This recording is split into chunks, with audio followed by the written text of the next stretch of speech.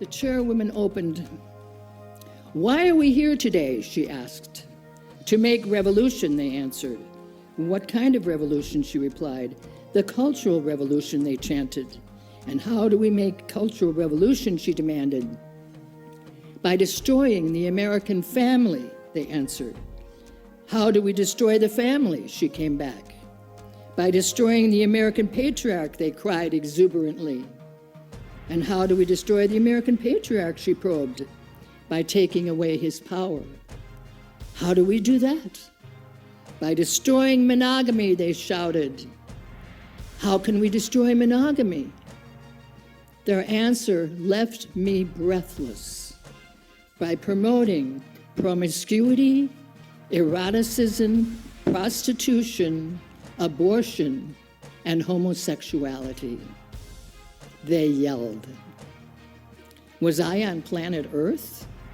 Who were these people? Cultural Marxism is based on a narrative that separates society into groups of victims and oppressors. In order for this narrative to have any currency, it is essential that Marxists instill a worldview that prepares your children to seeing society in terms of victims and oppressors. This preparatory worldview is called postmodernism. Postmodernism is not so much an ideology, but rather, it is the lens through which we interpret the world. It deconstructs belief structures, creating the void that Marxism later fills. Now, before I explain it, I want to point out, first and foremost, that postmodernism is in direct opposition to the gospel of Jesus Christ. This is because postmodernism is, at its core, the rejection of universal and absolute truth. Because according to postmodern philosophy, no one person's interpretation of truth is more valid or preferable than the next person's. The postmodernist way of living, more or less, is this, saying, well, look, if there's no truth, then I'm going to embrace moral relativism. If all cultures are worth the same, then how does affirming my cultural identity help me? I'm not a citizen. I don't have a country. I don't have a nation. I don't have a family. I'm a citizen of the world. No one can live that way. No one lives that way. In fact, human life becomes impossible. Culture becomes impossible. Our identity becomes impossible. And my question is, who benefits from that?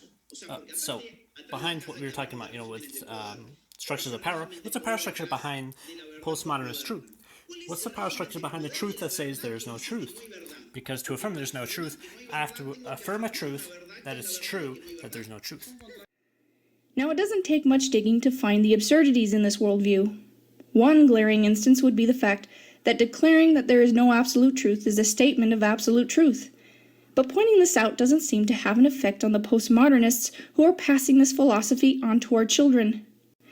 Now, if there's a set of commandments that went along with this worldview, the first commandment would be this: you shall not impose your interpretation of truth onto anyone else, and any attempt to do so would be considered oppression.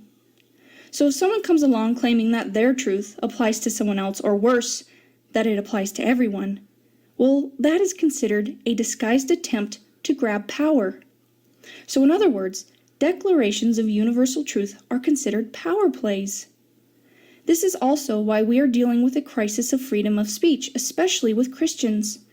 If you are a person who believes in absolute and universal truth, you should not be allowed to speak, especially if it pertains to morality and ethics, because your claims of truth are considered oppressive. By engaging and conversing with you, they are facilitating your acquisition for power. As you can see, this worldview has corrupted dialogue. The purpose of engaging in dialogue is for the participants to come to a greater understanding of the truth. But what if the person you're engaging with doesn't even believe that there's a truth to be known? What is the purpose of language if everyone can fuse their own interpretations into the words and statements we use? For postmodernists, language is only useful for deconstructing truth claims. And this makes sense because if claims of truth are meant to oppress, then deconstructing those truth claims is essential for liberation from that oppression. Therefore, language is primarily a tool used to deconstruct what we would call reality.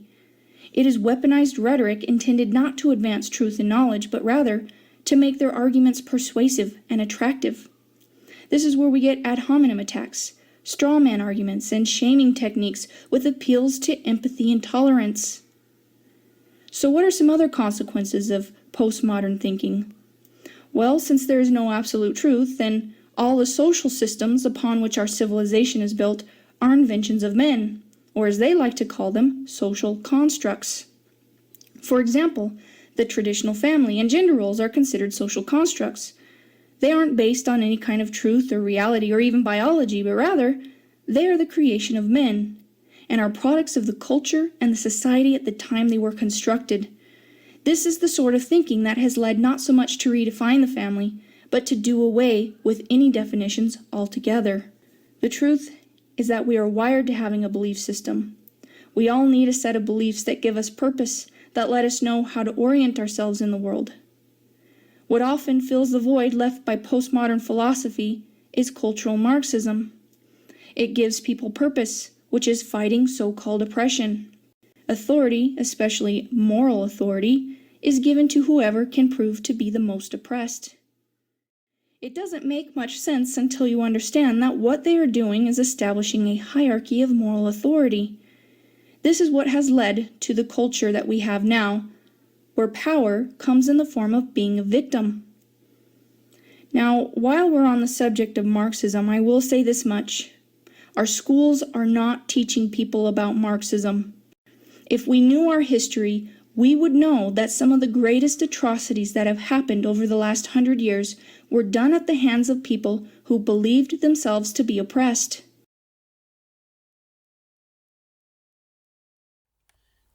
But what we're doing is sowing a seed that at some moment is going to grow, and when it grows, it's going to be unstoppable. Those seeds, when they grow, I'll put it this way, the counter-revolution is going to be unstoppable.